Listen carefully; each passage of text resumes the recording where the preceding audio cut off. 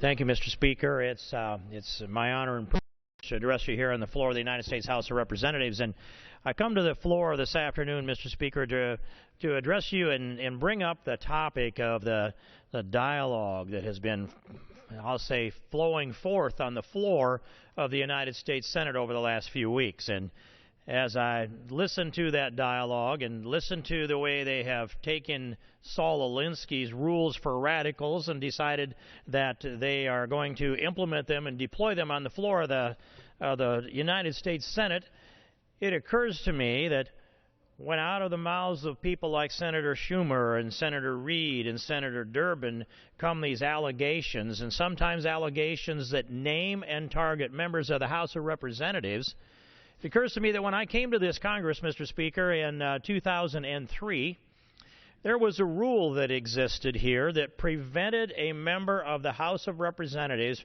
from naming a United States Senator here on the floor. It was a kind of a shield of protectionism so that the senators could not be directly criticized in the dialogue that we have here on the floor. And my good friend and then member of Congress, Tom Feeney from Florida, read through the rules as a good, honest lawyer newly elected to the United States Congress would, and he saw that rule and wondered, why can't we utter the name of a United States senator on the floor of the House of Representatives, and could come up with no reason why we shouldn't be able to do that. So he brought an amendment to the rules that struck that prohibition, and thereafter, thanks to then Congressman Tom Feeney of Orlando, the rule has been gone, and it was amended, and that's a good thing because now I can actually name the people who are attacking me on the floor of the United States Senate and let you know, Mr. Speaker, what's going on in that other body, that body that constantly calls for bipartisan work and bipartisan cooperation. And this is what I get from Senator Chuck Schumer, New York. May 1st, 2014, on the floor of the United States Senate, he decided that he would target me and blame me for the things that he believes are failures of the entire House of Representatives. Here are some of the quotes that Chuck Schumer uttered on that day of May 1st from the floor of the United States Senate. He called me, quote, an extreme outlier on the issue of immigration reform, close quote. I would direct Chuck Schumer to the Republican Party platform. You will find there language in the Republican Party platform that supports the position I've long held on immigration. And that position that I hold is this. We need to respect the rule of law. We need to secure our borders. We need to have an immigration policy that's designed to enhance the economic, the social, and the cultural well-being of the United States of America. It can't be for the Democratic Party in America because they are so closely aligned. In fact, they have enveloped the entire Progressive Party. The Progressive Party comes to this floor on a regular basis and gives speeches and presents their position. Their position could at one time be found on the Democratic Socialists of America's website, dsausa.org. And there, socialism was celebrated as progressives celebrate socialism. They're wrapped up inside the Democratic Party. We don't adhere to that on my side. We adhere to the rule of law, the Constitution, a secure border, a sovereign United States of America, and a policy for immigration that's designed to enhance the economic, social, and cultural well-being of the United States of America. And we have enough common sense, Mr. Speaker, that our country is limited in size and scope. However, it's a large country. We cannot simply be the relief valve for all the poverty in the world. There are 7 billion people on the planet, and if they all have good sense, they'd all want to live here. We need some of them in those countries to rebuild those countries and establish American principles so that they can enjoy the prosperity that we enjoy, reconstructed around first principles in the other countries in the world. We need to lead the world. We don't need to necessarily bring all the world here to feed the world here in the United States. And so, extreme outlier? Not so. Chuck Schumer represents the extreme outliers, and they are socialists, Marxists, progressives, liberal Democrats I'm sure that one of those labels would be one that he's already embraced, Mr. Speaker. Second quote, Senator Chuck Schumer of me, Steve King, quote, "The rhetoric of Steve King is beyond the pale. I'm certain that the majority of Republicans in the House have their stomachs churn when they see Steve King spew that kind of rhetoric," close quote. Well, that's not exactly collegial dialogue, Mr. Speaker, to see that kind of thing. And that, what I wonder is, why would Chuck Schumer think that he would know when the stomachs of Republicans might churn? I think they might churn when they hear him say those things. Although, rest easy, Mr. Speaker, mine doesn't. I take this all with good humor because I understand that it is a tactic. It's an Alinsky tactic, and it's designed to bring out a goal.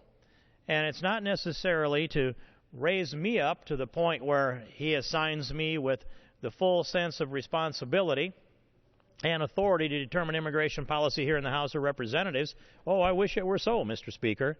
I don't believe it's so. Yes, there is some influence there. History will decide. Not me, not Chuck Schumer. But here's his goal. I believe that Senator Schumer has concluded that he could taunt the leadership in the House of Representatives, and that includes our Speaker of the House, into bringing amnesty legislation to the floor of the House, because if it does, and if it should pass, the Senate would conform with any amnesty legislation because they're controlled by Democrats. And I have long known, and long been restrained by people of my own party, Mr. Speaker, from laying out the argument as to why almost every Democrat I know wants open borders and amnesty and a never-ending supply of illegal aliens in the United States of America. It's a pretty easy formula to figure out, especially if you sit here for 10 or a dozen years and engaged in hearings and debate on a weekly basis. You begin to hear the thread of their conversation, and you begin to understand the real truth behind their motives. And it works out to be this. Of course, there are a large number of illegal immigrants in the United States. We've been using the number 11 million since we stopped using the number 12 million. But they didn't stop coming into America. I don't quite understand why we would think that there are fewer illegal aliens in America today than there were 10 years ago. I believe there are more. If they come across the border at the rates that the witnesses from the Border Patrol and other witnesses in the hearings have been testifying, they will say that they will stop perhaps 25% that try. When I go down to the border and ask them, they will say, well, 10% has to come first. It's probably not 10. Some will say, with a little smirk, 3% maybe is what we stop. But if I take the 25% effectiveness on our border, and you look at those whom they do interdict on the border, and you do the calculation, that turns out to be a number that's equivalent to 11,000 a night. On average, 11,000 a night coming across our southern border. That would be at some of the peak levels that we have, Mr. Speaker. I would think it's more objective for us to dial that number back down to somewhere in the neighborhood about half of that. So half 11,000, 5,500 a night, 5,500 a night is pretty close to the last reliable information that I've found on how many are coming across our border illegally. Well, so I asked this question, what was the size of Santa Anna's army? About that, about 5,500 or 6,000. So it gives you a sense, the size of Santa Anna's army coming across our southern border every night on average. I don't say day and night, most of it's at night.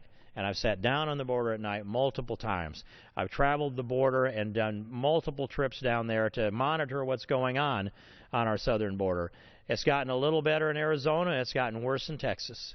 And we don't have control of this border, but that doesn't trouble most Democrats because they recognize that the millions of people that are coming into this country illegally are counted in the census. And so if you would go to a district in California like Maxine Waters' district, she only needs about 40 to 50,000 votes in her district to get reelected to the United States Congress. If you go to my district, it's well over 120,000 votes for me to be reelected to the United States Congress. And the difference in that is two things. One is I have a very, very high percentage of real American citizens that do vote in my district. She has a lower percentage. And I have a higher turnout of people who are responsible enough to vote. She has a lower percentage. But illegal aliens are counted in the census all over America, and when new district lines are drawn, those district lines treat people the same as citizens. The Constitution doesn't say count the citizens and then it says count the people. And so Democrats are happy enough to see the country filling up with people that they get to count when they do a district, because they get a Democrat district that is another vote here in the House of Representatives, Mr. Speaker. They want to turn this country into a single-party state, or a single-party country. When you think of what happened in California, they're trying to bring about the same kind of transition in Texas. If they can turn Texas from a red state into a blue state, there will never be another conservative elected to a national office in this country again.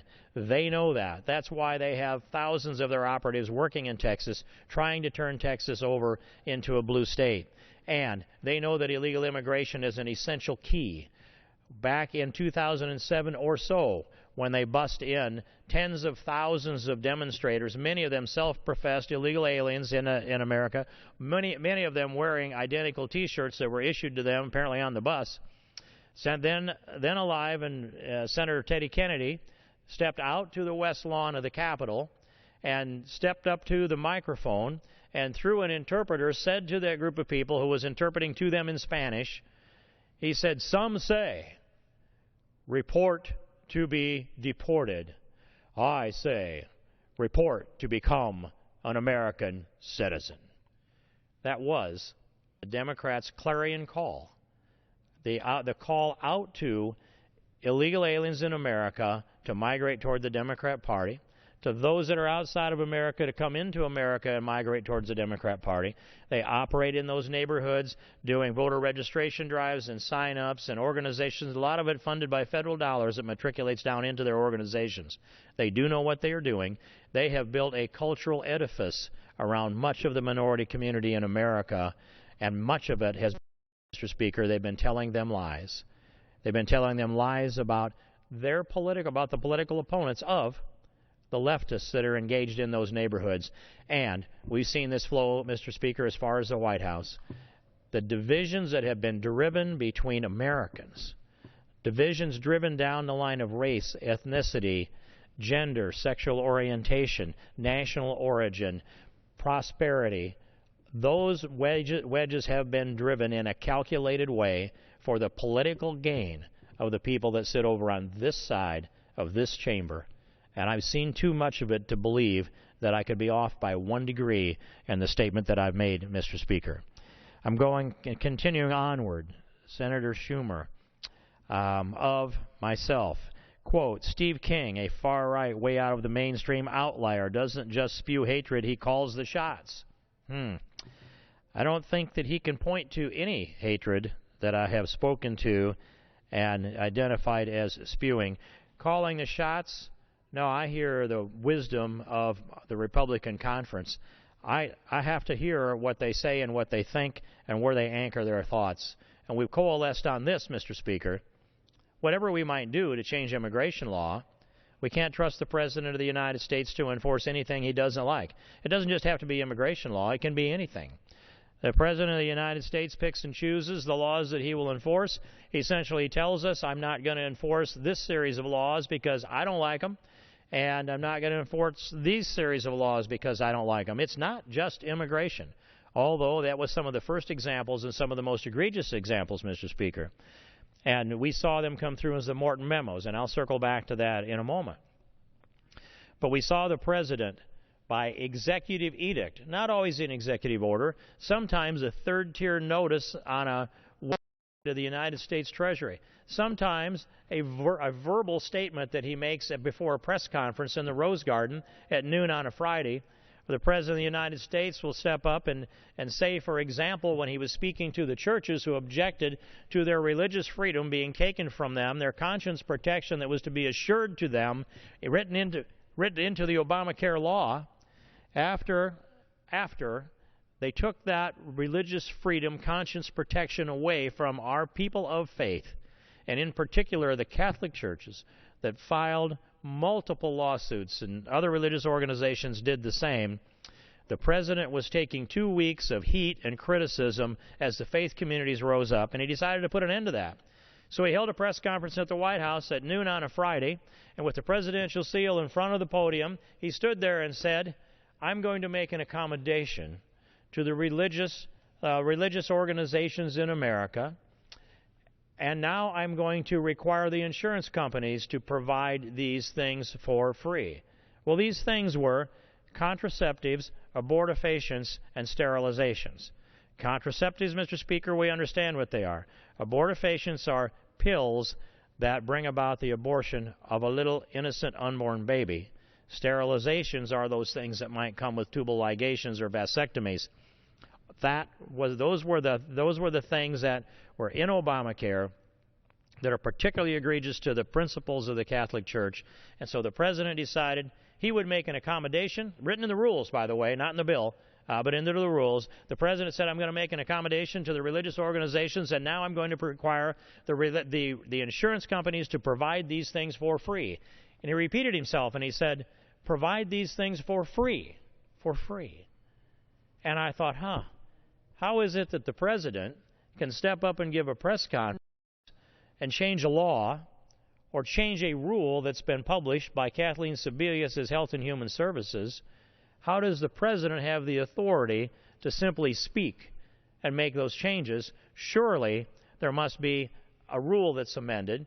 Surely there must be a bill that's been introduced that has a lot of responsible co-sponsors that has the prospect of being passed. Maybe he's got an agreement with our Speaker and Majority Leader here and Harry Reid over in the Senate.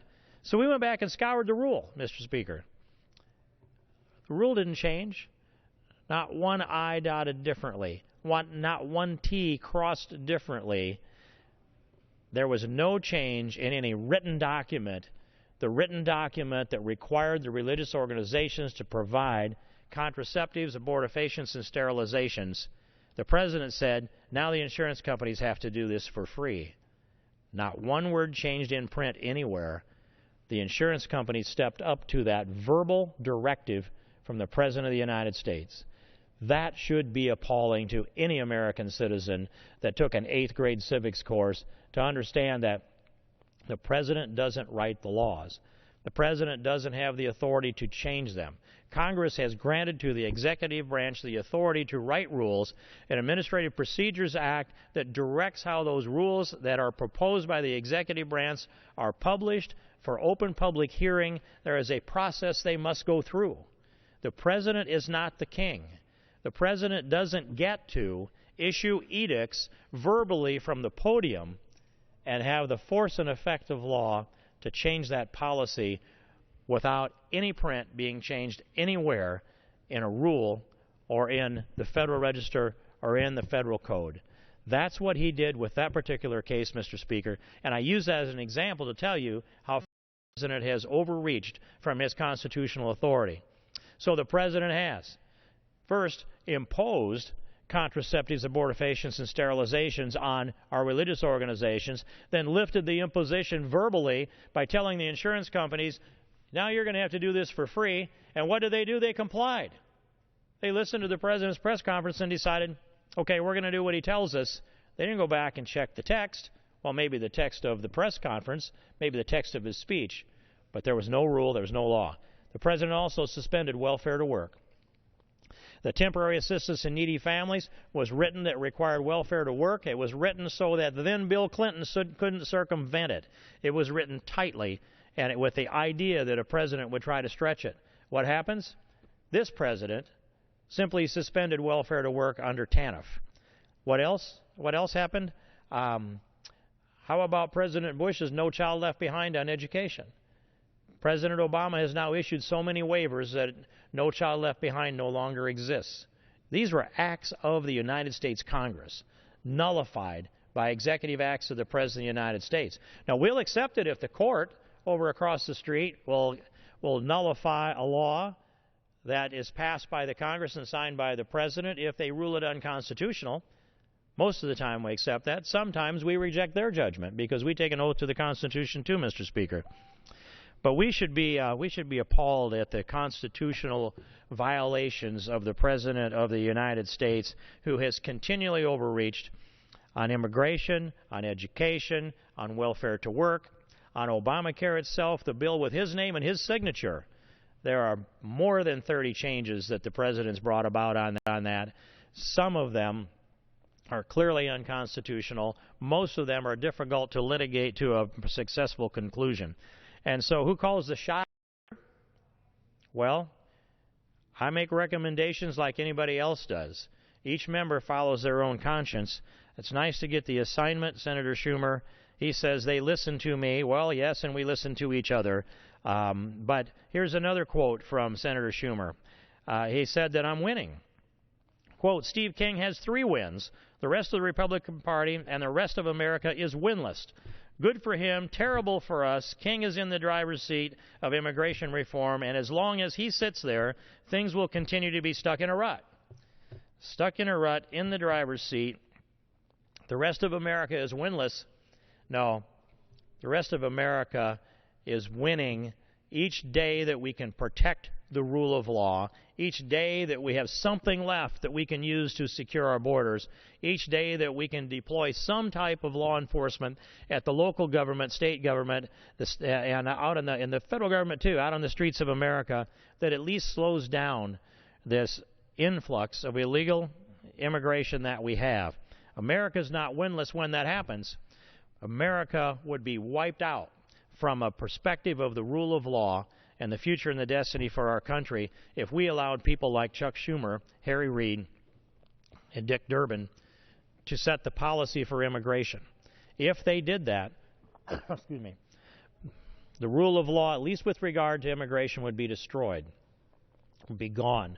We couldn't reconstruct it again in our lifetime. Not just our lifetime, Mr. Speaker, but the lifetime of this republic.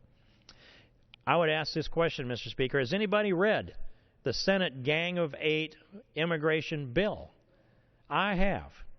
I've read through that entire bill, and I come to this conclusion. They have sent to us from the United States Senate a bill on immigration it's expansive. It covers all kinds of things, but it is this. It is instantaneous amnesty for almost everybody that's in America, that's in America illegally. Instantaneous amnesty. It is prospective amnesty to the extent that it does not address how we might address people who get into America after the bill might be enacted. So the prospects are that it would be the next wave of those who would be, according to their description, living in the shadows. And so if we're not going to enforce the law in the future, or if we're going to pass a Senate version of the bill, and we're not, but the Senate version of the bill, if it becomes law, doesn't do anything to bring about enforcement for those who would violate our immigration laws in the future. Nothing. It may do something on the border. A $40 billion Corker amendment blows the budget substantially without a guarantee that it's going to be functional.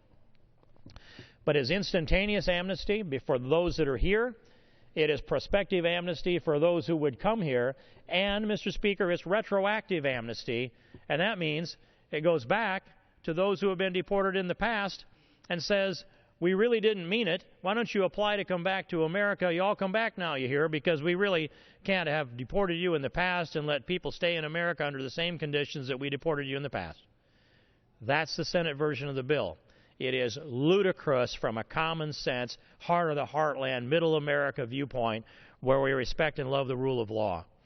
So Mr. Schumer, Senator Schumer went on. He called for my expulsion from the Republican Party. I'm pretty sure they're not going to listen to Chuck Schumer on that. He says, quote, they can show some courage and say that the Steve Kings in the world can say whatever they want, but they have no place in a modern Republican Party. Imagine a leftist activist deploying Alinsky tactics on the floor of the United States Senate would tell the Republicans that they should expel me, who in a lot of ways have stood with the entire platform consistently for a long time. I have to go change the platform first, and it'd be easier just to become a Democrat. However, their ranks are not swelling as fast as ours are. Common sense is prevailing, and we're seeing that Republican majorities in the states a likely Republican majority expanded here in the House of Representatives, and a real good shot at a Republican majority in the United States Senate. What does that say about who's calling the shots in America? It's not Chuck Schumer. It's not Harry Reid. It's not Dick Durbin. So he continues.